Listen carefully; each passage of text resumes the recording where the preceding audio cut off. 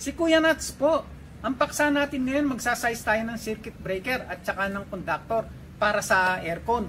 Dito sa tabi ko, meron tayong package type na aircon. Dito naman, merong window type na aircon. Kung ang ginagamit ninyo para makapag-size, kukunin nyo muna yung horsepower ng aircon, tapos pipili kayo ng FLC nung horsepower nito sa FLC table na nasa PEC, mali kayo pag gagamitin yan para sa aircon. Bakit kamo? Dahil yan tiningnan ninyo, sistema yan ng pagsasize ng breaker at saka ng conductor para sa motor. Tanong ko, ang aircon ba motor? Ang aircon hindi motor, mga motor. So, katulad ito, meron itong motor para sa condenser, meron itong motor compressor, sa loob meron itong blower, may indoor blower ito sa indoor unit. Ito naman, dalawa ang motor nito, motor compressor at saka yung magpapaikot ng blower na sabay dun sa ating evaporator at saka sa condensing unit. Malinaw ba sa inyong pagkakaiba? So, ayan, naumpisahan ko na. Sinabing ko na kagad sa inyo ano ang pagkakaiba. Gagamitin nyo pa rin ba yung FLC para mag-size ng breaker at saka ng conductor para sa ating air conditioner? Di mali ano. Dahil yung sa pagsa-size ng motor, one breaker, one motor. Pagsa-size ng aircon, one breaker, dalawa, o kaya tatlong motor. Laki ng diferensya, no? Unang tanong ko sa inyo, saan nyo kinuha yung horsepower para makapag-size kayo ng breaker tsaka ng conductor at makuha yung FLC? Pag tiningnan nyo sa nameplate, wala naman dyang horsepower. At saka ang rating ng air conditioner, hindi naman horsepower. Simulat sa pool, BTU per hour. Mismong sa model number nakasulat yung ilang BTU per hour. So, yan papaliwanag ko sa inyo. Papasok ako sa Home Depot. Titingin ako ng mga aircon na mabibili. Tingnan natin kung anong rating. Kung ang nakalagay ba horsepower o BTU. Tingnan natin. Yan, tingnan natin ang mga rating nito. Okay, so mag-umpisa tayo rito sa 150 square foot ang kaya, 5,000 BTU. So ano yan, hindi nakasulat ang ER. Doon tayo sa 6,000 BTU. Ayan, 6,000 BTU. 11 ang EER, ang kanyang CER, Combined Energy Efficiency Ratio. Tingnan naman natin itong 350 square feet ang kaya. Yan 350 square feet. Ang combined energy efficiency nito ay 11.4 at ang BTU niya 8,000. Merong 10,450 square feet. Ayan ang rating niya. 11.4 ang combined energy efficiency ratio. Ang 12,000 BTU, 5,500 square feet ang kaya niya. Ang kanyang combined energy efficiency ratio 11.4. So makita nyo, pag bumili tayo 2025 ng air conditioner, wala riyan na nakasulat na 1/2 horsepower, 1 and 1/2 horsepower, 1 horsepower. Hindi, BTU per hour ang nakasulat. So ganyan. So magsasize kayo ng aircon, mag-umpisa kayo sa horsepower, asan ang rating ng horsepower dyan? Maliwanag naman sa mga box nakasulat ang rating na BTU per hour ng mga aircon na tiningnan natin. Hindi ang horsepower. Ang output kasi cooling capacity, hindi mechanical work. Wala namang nakasulat sa box kahit sa nameplate pag tiningnan natin mismo yung aircon at saka sa manual na horsepower. ang rating. BTU ang rating. Saka pati pag tinignan nyo yung model number, makikita nyo yung BTU rating eh. So, saan nyo nakuha yung idea na horsepower muna? Tapos pupunta tayo sa FLC table, sa PEC, titingnan natin. Eh, nangyari kasi, hawa-hawa na eh. Ang nangyari, dahil pati mga engineer, itinuturo, pupunta muna tayo sa horsepower, pagkatapos, makakapili na tayo ng FLC. Yun, doon tayo magsasize ng ating branch circuit para sa ating air conditioner. Mali. Meron dito sa YouTube, reviewer ng RME, si Engineer Reggie Marinay. Mahusay siya. Kung gusto nyong pumasa ng exam, panoorin nyo rin si Engineer Marinay. O yan ha, Engineer. Pina-plug ko na yung YouTube channel.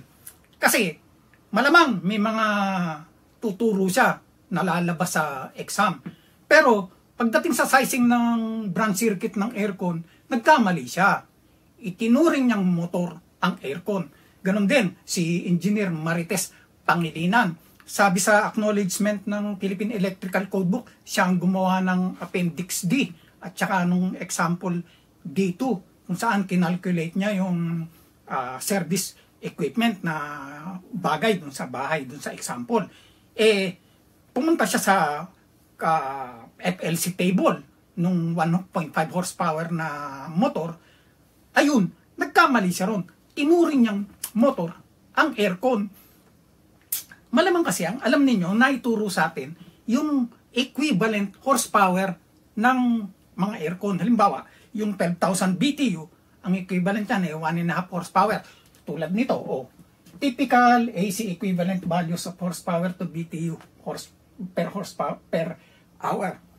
Ang isang BTU, ang isang horsepower, 8,000 BTU per hour. Yan, so pag nakita natin 8,000 BTU, 1 horsepower yan. Tapos, ang 1.5 horsepower, 12,000 BTU. Kaya mga nakita nyo kahon nung dun sa umpisa, ganun, ina-assume nyo kagad, 1.5 horsepower kagad yun. Iba ang equivalent horsepower ng aircon. Hindi yan yung typical na BTU to horsepower na alam natin. Kasi, ito ang conversion na tama. Conversion ng horsepower sa BTU. So, 1 horsepower, 746 watts. Tapos ang isang watt, equivalent yan sa 3.41 BTU per hour. So, kung ang horsepower, padadaanin muna natin sa equivalent electrical unit na watt at saka co-convert natin sa BTU. Ganito mangyayari. Yung 1 horsepower natin ito, mumultiply natin itong 746 sa 3.41. Tapos magka-cancel out yung mga units niyan. Lalabas ang isang horsepower, 2,545 BTU per hour.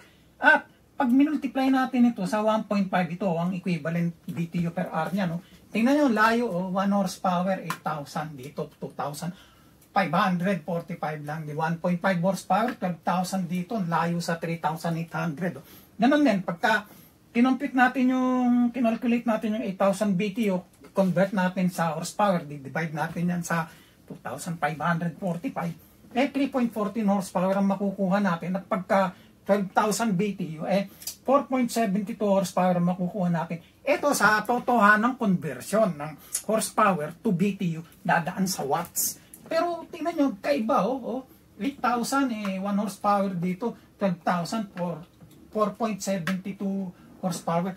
Ibig sabihin, talagang iba ang equivalent horsepower cooling capacity ng aircon kumpara sa regular na horsepower. Kaya, hindi natin magagamit yung horsepower ng motor. So, kung gusto ninyong mag-calculate gamit ang rating ng air conditioner, ganito. Hindi na tayo dadaan sa horsepower. Gagamitin lang natin yung BTU rating. Ganyan, no? Okay. So, finding the RLC, yung rated load current from BTU rating. Yung ating RLC, yung amperes, simple-simple, BTU per hour, kunin natin. Tapos, di-divide natin yan sa volts. mumultiply natin sa energy efficiency ratio. Yan. Kaya kanina, doon sa mga kahon, binabanggit ko yung energy efficiency ratio. Kasi yan ang gagawin natin. No? So, kung 120 volts ang 12,000 BTU per hour na aircon, lumalabas yan. Ito, ang energy efficiency na nabasa natin, 11.4. Diba? Gawin natin 11, 9.1 amperes para sa 120 volts. At saka itong 10,000 BTU, divide natin by 230 volts, tapos yung EER na 11, assume natin 11, 4.74 amperes. Pag pumunta tayo sa table, ginamit natin ng 1.5 horsepower na equivalent nung sinasabi natin 12,000 BTU, 1.5 horsepower, punta tayo sa FLC, 10 ang makikita nating nakasulat na FLC sa single phase. And layo, hindi tama, mali. So, maraming magagalit sa aking engineer, pero eto, tutuloy kong paliwanag. Ngayon, kaysa gamitin natin ito, papahirapan pa natin ang sarili natin. Ang genius ng Philippine Electrical Codebook, simple, ginawa na niya ng paraan na napakadali. Walang calculation. Kahit ikaw DIYer o bago ka palang nag-electrician, yaka-yaka mo mag-size ng circuit, ng branch circuit para sa aircon. Hindi ka magkakamali. Puntahan natin sa Philippine Electrical Codebook. Ang kinakalculate natin para sa installation natin ng aircon, yung branch circuit. So, ayan, pupunta tayo sa Article 2.10, branch circuit ang pamagat. So, lahat ng gusto nating malaman sa branch circuit, dyan natin makikita. So, ano ba yung branch circuit? Ulitin natin, pinaliwanag ko sa ibang video ko. Pero, ang branch circuit, conductor between final overcurrent protective device and outlet. So, circuit breaker, conductor, tapos outlet. Outlet ng ilaw, outlet ng mga receptacle o outlet para direct connection ng ating mga gamit. Tulad nito. Yan, So, conductor, ito yun. Circuit breaker, ayan. Yan ang ating branch circuit. Tapos mula sa outlet, kinabit na natin yung ating unit, yung motor, tsaka yung ating motor controller. Ganon din, sa aircon, circuit breaker, yung ating conductor. Tapos ito yung ating aircon unit. Nakita ninyo sa schematic diagram, maliwanag na yung pagkakaiba, di ba? Kung gumagamit pa rin kayo ng horsepower para makuha ang FLC ng motor, malamang di pa kayo nakapagbuklat ng laman loob ng aircon. So pag binuksan nyo ang aircon, at least dalawang motor ang makikita ninyo. Motor compressor, condensing fan motor, at saka kung ito split type o package type, meron itong indoor fan motor. Bukod pa yung transformer para sa ating controller. Tapos meron pa tayong mga indoor fan relay, saka meron tayong contactor. Yan, ang daming laman ng ating air conditioner. 3 motor, isang circuit breaker. Isang circuit breaker, isang motor. Yan ang malaking pagkakaiba. Kaya dito, hindi natin magagamit yung FLC para sa isang motor. 3 motor Aling FLC yung gagamitin natin sakali? Ngayon, balik tayo dito sa article ng branch circuit. Sabi dito sa section na to, iba pagka special purpose ang ating branch circuit. Yung hindi ito yung pang-appliance o yung regular. Ito, gagamitin daw natin yung table 2.10.1.3. Titingnan natin yung equipment, tapos alamin natin anong article o anong section tayo gagamit ng rules para ma-size natin ang ating branch circuit. May listahan yan, pero kinuha ko lang yung 2 na mahalaga para sa atin. Para sa motor, dun tayo sa article 4.30, kukuha ng ating rules. So, meron akong video, 3 tungkol sa pagsasize ng motor. Extensive yung paliwanag ko. Dami, 3 video yon. So, maganda panoorin ninyo para meron kayong comparison. Anong pagkakaiba ng pagsasize natin ngayon ng aircon. Meron na rin akong video tungkol dito sa aircon, yung nauna. Kaya lang, kung medyo bitin yung paliwanag ko, exhaustive ito. Medyo makukumbinsi ko kayo ngayon dito gamit ang mga rules sa PEC. So, tapos ang tapang ko, medyo kinontra ko na yung mga sikat na mga engineer. Gumawa pa ng PEC yung isa kasali. So, sabi, sa PEC rin mismo, pag nag-size ka ng equipment na aircon, sabi ba, pupunta tayo sa 4.30. Wala, zero. Pupunta tayo dito sa section na to, 4.40.1.6. Ganyan. So, kakalimutan na natin yung article tungkol sa motor. Huwag tayong pupunta riyan. Magugulo, magiging halo-halong kalamay. So, doon lang tayo pumunta sa article 4.40. Liwanag kasi pag tiningnan yung title niyan, ito, motor controls, controller. Ito, air conditioner, tsaka refrigeration equipment. Ito, sa 4.40 article, 4.40. Kaya dyan tayo pupunta. Tingnan natin itong section na to kung anong sinasabi. Section 4.40.1.6. So, ampacity ng conductor para makapag-size tayo ng ating conductor dito sa ating unit. At saka rating ng branch circuit para dito ma-size natin ito. Ito, sinasabi A at saka B. Unahin natin ito, compressor muna. Hermetic refrigerant motor compressor. Tatagalogin ko habang binabasa ko. Yun daw RLC, yung rated load current o yung amperes marked on the nameplate of the equipment. Nakamarka dun sa equipment in which the motor compressor is employed. So, pwedeng nakamarka sa motor pero ang sinasabi dito, nakamarka sa equipment. Yung rated load current ng ating compressor. Nakamarka sa aircon mismo na yung compressor gamit dun sa loob shall be used in determining the ampacity of the branch circuit conductor and the rating of the branch circuit, short circuit, and ground fault protection, yung circuit breaker. So, ayan. Ang unang isasama natin sa ating calculation sa size ng ating ampacity at rating, ito, yung rated load current ng ating compressor, ng ating motor compressor. So, sa kaso ng ating motor compressor, yung FLC at saka yung RLC, pareho. Saan man gagaling yan?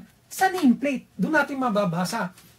Hindi tayo pupunta sa FLC, doon sa motor table. Tapos yun din ang ating gagamitin na RLC para dito. Hindi. Mali yun. Tapos, eto naman, multi-motor equipment employing fan or blower motor. Ito, multi-motor equipment na ito meron tayong fan or blower motor, ito condensing fan motor, tsaka indoor blower motor. Yung FLC ng mga motor na ito, ano sabi? Yung nakamarka sa nameplate ng equipment. Ito, meron niyang FLC nakamarka sa nameplate ng equipment. Kung wala siya rito sa motor tsaka sa blower, nasa nameplate din siya ng equipment. In which the fan or blower motor is employed instead of the horsepower rating to determine the ampacity of the branch circuit conductor and the rating of the branch circuit, short circuit, and ground fault protection. Hindi rin natin gagamitin yung horsepower ng mga motor na to. Ito kasi motor compressor. Ito, motor na lang itong dalawang ito. So, minsan binibigay yung horsepower rating niyan. Di tayo pupunta sa FLC, dun sa table. Dito tayo pupunta sa FLC na mababasa natin, nakamarka, sa nameplate, sa equipment. So, ano mangyayari? Tatlong motor. Para ang tatlong motor na meron niyang mga FLC, pag sasama-samahin natin, yung current ng ating motor compressor, yung ating FLC ng condensing fan motor, at saka yung indoor fan motor, yung FLC nito, ayun, i-add natin lahat yung tatlo para ma-size natin yung ampacity at saka yung rating ng ating circuit breaker. Yun ang ibig sabihin nito. Kinondense ko na lang, mas mahaba kasi pag sinama ko kasi yung kabuuan, marami pang nakalagay sa nameplate daw, nakalagay yung frequency, nakalagay yung phase, nakalagay, maraming nakasulat, yung maximum pressure, minimum yung lower pressure, so ang dahil nakasulat.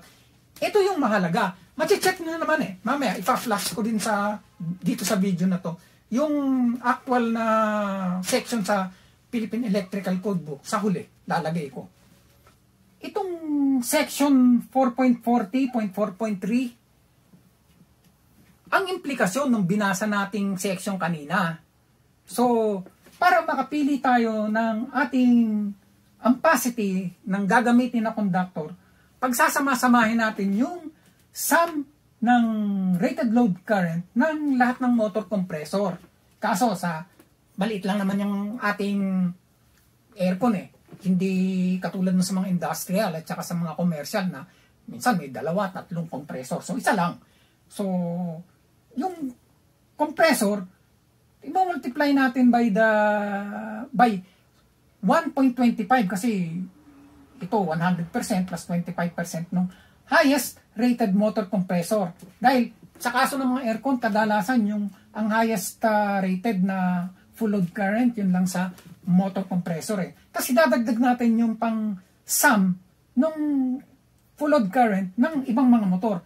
Ito may 2 tayong motor. So sa 2, 3, pagsasama-samahin natin yung FLC nitong 2 motor plus 125% ng ating FLC ng ating motor compressor para makuha natin yung ampacity, makakapag-size na tayo ng ating conductor.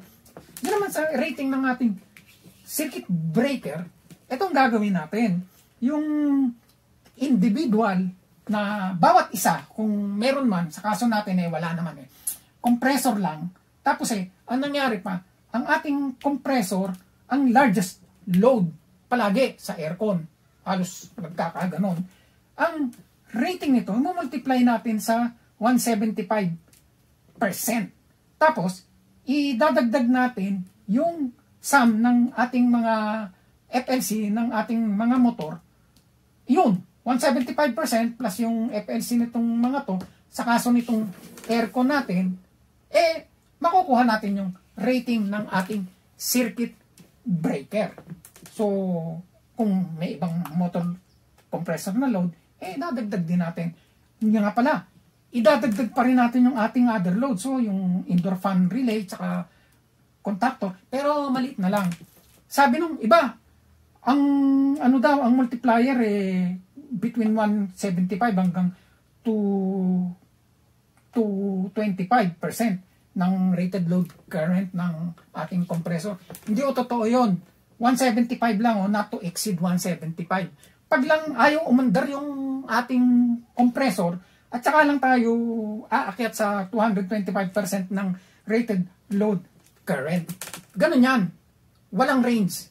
Ito lang muna kung aandar naman. So, yan ang implikasyon. Kuya Nats, sabi mo kanina, madali lang. Genius ka mong PEC. Pinadali na. Bakit parang mas mahirap pa yata ito kaysa mag-size tayo ng motor? Teka muna, wait a minute, kaping mainit uli. Doon na tayo sa isang section na doon, napakadali. Yun na lang ang gamitin natin. Huwag na itong mga pinagdidiscuss ko na to. Kaya ako lang pinakita sa inyo dahil kinontra ko na yung ating haka-haka na mag-umpisa tayo sa horsepower muna So ito, puntahan na natin. Ito yun, mga DIYer at saka mga beginner na electrician. 4.40.1.4 markings on hermetic refrigerant motor compressor and equipment. Itong buong equipment na to, meron itong marking. Yun ng nameplate. The RLC in amperes of the motor compressor shall be marked by the equipment manufacturer. Hindi na pala tayo magko-compute. Si manufacturer na magko-compute para sa atin ang lahat. It shall be marked by the equipment manufacturer on either or both the motor compressor nameplate and the nameplate of the equipment in which the motor is used. Equipment. So, nakamarka na sa motor. Kung hindi man, hindi nakakalimutan. Dapat nakamarka rito sa nameplate ng ating equipment. Sabi inutusan na yung equipment manufacturer. Tapos, sa multimotor and combination load equipment, it shall be provided with a visible nameplate marked with the minimum supply circuit conductor. Aba, yung palang ampacity na minimum o minimum supply circuit conductor, nakamarka rin sa nameplate. Ano pa? Ayun daw, maximum branch circuit, short circuit, and ground fault protective device, nakamarka rin. Oh, so, that's it. Itong circuit breaker, eto, nasa nameplate, oh. Wag tayong sosobra dyan. Kasi sabi niya, oh, maximum. Oh, ito namang ating conductor, huwag tayong liliit, ha, dun sa sinasabing minimum ampacity. So, ayan.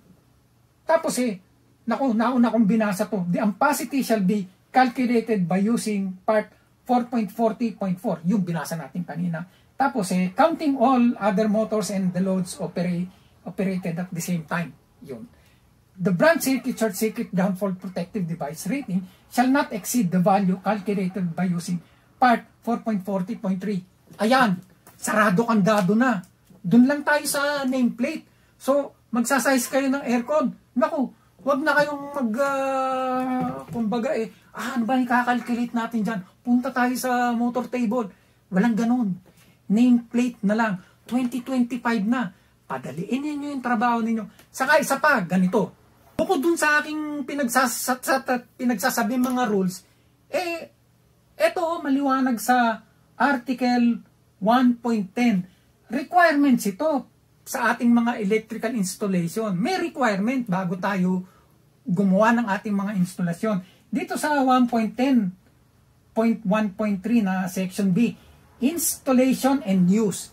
Listed or labeled equipment shall be installed and used in accordance with any instructions included in the listing or labeling. So, susundin daw natin yung manufacturer's instruction.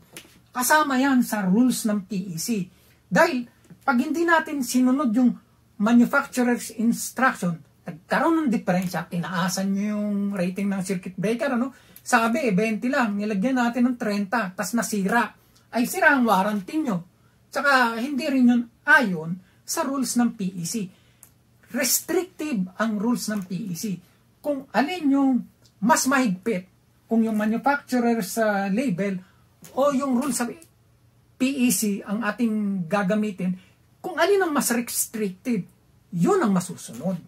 So, maliwanag ba? Umabot din tayo sa dulo. So, ayan. Tapos, ang gagawin ko, magpapakita ako sa inyo ng mga nameplate ng mga air conditioner. So, tingnan ninyo. Kung mula dun sa mga nameplate na yun, makukuha ninyong mag-size ng circuit breaker at saka ng conductor. O gawin yun, laro ito. Practice. Practice na rin. So, ayan. Kung nagustuhan ninyo ang aking video o may nakuha kayong value, i-like ninyo. Share nyo na rin at saka mag-subscribe kayo sa aking channel kung bago pa lang kayo para mabalikan ninyo yung mga video ginawa ko. Madami na. Puro makakatulong sa inyong kaalaman tungkol sa Philippine Electrical Code. So, ayan. Punta na tayo sa mga nameplate. Ito yung nameplate nung ating package type air conditioner sa umpisa. Kita naman dyan yung minimum supply circuit ampacity para sa conductor at saka yung maximum fuse o circuit breaker size. Ito naman split type air conditioner. Ayan, may minimum circuit amperes at saka mayroong maximum overcurrent amperes. Sa model number, makikita nyo yung BTU rating nito, 24, nakasulat. Ibig sabihin nun, 24,000 BTU per hour. Ito, meron tayong bagong kabit na split type air conditioner. Titingnan natin ang nameplate nito. Basahin natin. Ang minimum circuit ampacity nito ay 15.6 amperes at saka ang maximum overcurrent protective device 25 amperes. Sa model number makikita ninyo SR12, yung 12 doon 12,000 BTU, ganun. Ang power supply natin 115 volts. Itong package type na aircon na to, Diyan sa ibaba makikita ninyo yung minimum circuit amperes at saka yung maximum fuse size. Sa model number, ayun, makikita nyo yung 24, oh, ibig sabihin yan, 24,000 BTU per hour. Yan ang rating. Ito, nakalista rin yung minimum circuit ampere tsaka yung size ng overcurrent protective device, yung minimum breaker size. So, sa model number, nandun din sa gitna yung 48, number na 48. 48,000 BTU per hour. Ito, Linux, oh, sa model number nakasulat 48, 48,000 BTU. Pansinin ninyo yung minimum circuit amperes 29.1 saka yung fuse size 50 amperes. Tapos, ang compressor nito may RLA na 21 at saka FLA na 2.8 at ang factory charge 9 pounds at 10 ounces. Ito Linux din, 60,000 BTU per hour. Pero pansinin niyo yung minimum circuit amperes at saka yung maximum circuit breaker size. Halos pareho rin nung sa 48,000 BTU. Magkaiba nga lang yung factory charge, yung RLA ng compressor at saka FLA ng fan motor. Package type, air conditioner pa rin. Sa model number, 36,000 BTU. Pansinin niyo yung maximum breaker size, 25. Tapos yung compressor motor at saka yung RLA, saka yung motor ng FLA, 2.8, 12.4. Ito din, parehong 36,000 BTU. Ayun, sa model number, oh. Yung overcurrent protective device natin, yung maximum, lumaki na, oh. Hindi kasi pare-pareho yung motor component size, oh. Yung compressor nito, lumaki ang RLA at saka yung fan motor, iba rin ang FLA. Ito, carrier package type air conditioner, 24,000 BTU din, nakasulat sa model number. Yung maximum OCPD nito, yung symbol lang, nakabilog, 25 amperes. Tapos ang cooling rated current, 11.2 amperes. Cooling and heating ito na klase ng air conditioner. So, ayan. Nakasulat din yung EER, oh.